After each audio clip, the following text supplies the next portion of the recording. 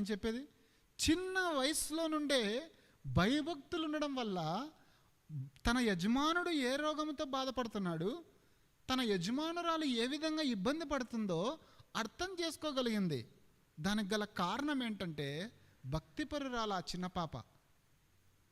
ప్రవక్త ఎవరో చెప్తుంది, ప్రవక్త యొక్క మహిమ కార్యాలు చెప్తుంది. ఆ ప్రవక్త ఉన్నాడు అక్కడ షోమ్రోన్లో. ఆ ప్రవక్త మీ కుష్ఠరోగాన్ని బాగు చేయగలడు. చూడండి ఎంత విశ్వాసము, ఎంత నమ్మకము. ఎందుకంటే పట్టబడినటువంటి వ్యక్తి. ఎవరా పాప? రక్షించబడినటువంటి వ్యక్తి. ఎందుకు ఈ గెరాసేన ప్రాంతంలో దయ్యముల నుండి విడుదల పొందిన వ్యక్తి యేసు ప్రభు గురించి సువార్త ప్రకటిస్తున్నాడంటే ఆయన పాదాల దగ్గర కూర్చున్నాడు కనుక, ఆ పాదాల దగ్గరలో నుండి ఆయన దగ్గర ఉన్నటువంటి శాంతిని అనుభవించినాక ఆయన ఇతరులకు ప్రకటించకుండా ఉండలేకపోతే